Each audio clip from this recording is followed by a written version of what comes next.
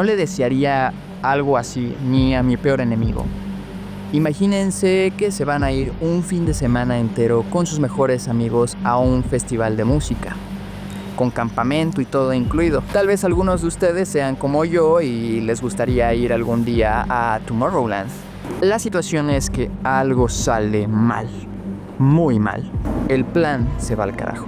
Literal, no estás ni un solo día, no ves nada de música y cuando crees que todo no se podría poner peor, de camino a casa, de regreso, atropellan a una chica.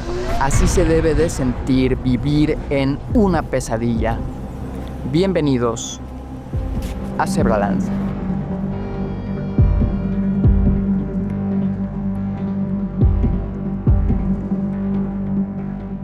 Hola, empezamos las reseñas literarias en Relatos a Granel en 2020. Lo cierto es que esta novela llegó gracias a nuestros amigos del Fondo de Cultura Económica desde el año pasado.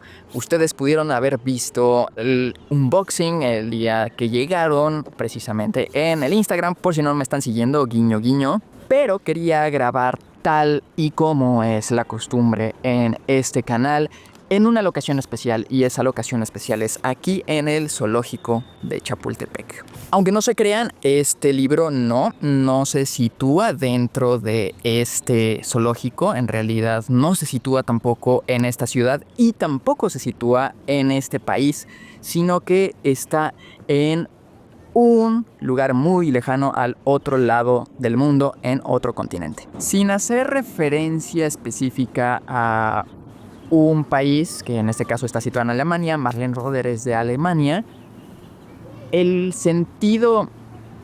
estilo del pueblo, como lo describen, es sumamente europeo. A esto me refiero a que se lo pueden imaginar o lo tomen en cuenta que es más parecido al programa We Are The Wave, Somos la Ola, que está disponible en Netflix, en comparación a una serie tipo Riverdale o la mayoría de las series norteamericanas a las que estamos acostumbrados. La premisa que les conté al inicio del video son apenas las primeras páginas del libro. Y eso es a manera de prefacio. También se leen en la solapa de la contraportada. Lo interesante y que no les he contado es que el libro se trata en realidad de cómo cada uno de los involucrados van a estar enfrentando esta situación.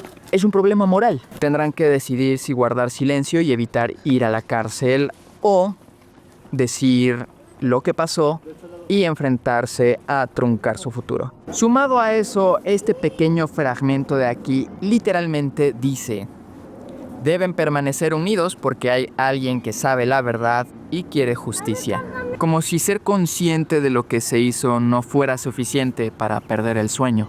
Siendo así, les quiero platicar un poco de cada uno de los personajes implicados. Eso sí, una advertencia de 0 spoilers. 4 protagonistas de un nivel media superior que en la realidad no tienen características muy especiales que podamos decir que los diferenciarían de un joven de su edad en la vida real.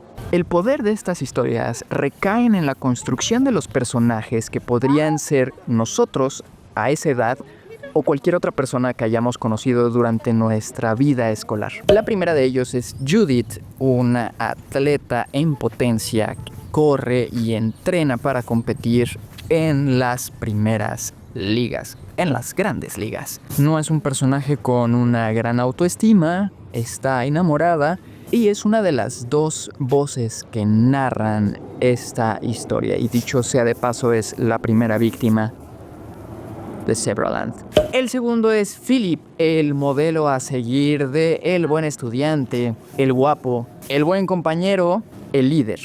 De hecho, es el acomodado del grupo, que ya conociéndolo a detalle no es tan perfecto como muchos creen. De hecho, por un momento me recordó a Bill Denbrough, el personaje líder de los predadores en la novela de It. Porque si ustedes lo recuerdan, también cuando estaba en situaciones de mucha presión, tartamudeaba. La tercera es Anouk, la novia de Philip, la que podríamos tener en el cliché de la niña bonita y que por ser la niña bonita no es muy inteligente. Sin embargo, tiene bastante profundidad su personaje y es de mis favoritos, de hecho. Y por eso soporta el prejuicio de ser la tonta del grupo. Y por último, pero no menos importante, Siggy, el que no formaba parte del grupo, hasta que las circunstancias lo llevaron a unirse a ellos. Es el otro narrador a quien ve al otro trío desde fuera y nos permite conocer un poco más de la historia, sobre todo la historia de Jasmine, porque en algún momento el diario de Zebra, como acostumbraban a apodarla, cae en sus manos. Y esto no amerita que sea un spoiler, pero lo cierto es que aquí es donde recae también algo que me gustó mucho de esta novela y que creo que de ahí deriva la importancia de que se pueda leer en grupo.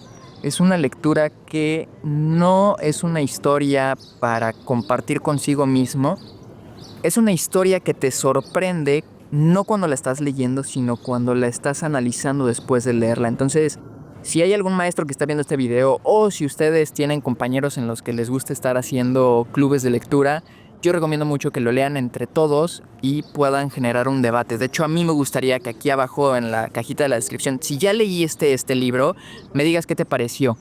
¿Estás conforme con el final? ¿No estás conforme con el final? ¿Tú qué habrías hecho? ¿Con qué personaje te identificas más? Y si no lo has leído, pues de todas formas estaría cool que me dijeras qué harías tú en una situación así por el estilo. Ya hasta después vi que de hecho aquí los tenemos a cada uno. Aquí está Siggy, aquí estaría Julia, aquí estaría Anouk y este sería Philip. Aquí está el Mustang, aquí está la carretera y sobre todo lo de los colores. Al principio no entendía el por qué eran de estos colores. Pero esta decisión editorial creo que me parece muy bonita, muy estética y la verdad es que se agradece. Es un guiño bastante bonito para una novela si no la has leído. Aunque con eso quiero otra vez poner el punto, nunca juzguen a un libro por su portada, de verdad, nunca lo hagan. Una vez más, es un libro editado por el Fondo de Cultura Económica y es también parte de la colección A Través del Espejo, que es la literatura juvenil de ellos. Lo dejé hasta el último porque por él se entienden los colores de la portada, la enorme cebra que no solo hace referencia a Jasmine, sino a un graffiti que él hace desde las primeras páginas. Y sobre todo los colores del reggae, porque Siggy es el chico que anda con rastas, que le gusta Bob Marley y que tiene un grupo con su primo de reggae. De hecho, era uno de los invitados al festival y bueno, ya les dije que ese festival de música precisamente no sale nada bien. Creo que no me veo, pero es el reflejo. En conclusión, es una novela que recomiendo leer a pausas y sobre todo que aunque tenga una enseñanza o no sobre la moral, es interesante cómo nosotros podemos interpretarla. Entonces, Malene Röder hace un agradecimiento a todos los editores, a todas las personas que lo leyeron y una breve explicación de por qué el final tiene el final que tienen. Si ustedes vieron Black Mirror, en un capítulo de la última temporada pasa algo similar, evidente al nivel de ciencia ficción que estamos acostumbrados por el señor creador Brooks. Entonces, yo les diría a ustedes que muchas gracias por ver este video, que muchas gracias por estar apoyando este proyecto y sobre todo que si compran este libro está súper barato, aquí les estoy dejando el precio y en la cajita de la descripción donde pueden adquirirlo. Lo más que podría decirles es no quiero hacer spoilers, entonces si hacemos ya un análisis ya un poquito más derivado en cuanto a la moraleja, los simbolismos de la cebra, el por qué es importante que estén en manada, por qué tienen unas imágenes más que nada simbólicas, abstractas entre lo que está sucediendo con estos chicos y lo que representa simbólicamente la cebra, pues tal vez tendremos que hacer un video sí con spoilers. Entonces, ¿se avientan a que hagamos un video con spoilers, sí o no? Déjenlo aquí abajito en la descripción. Nos vemos.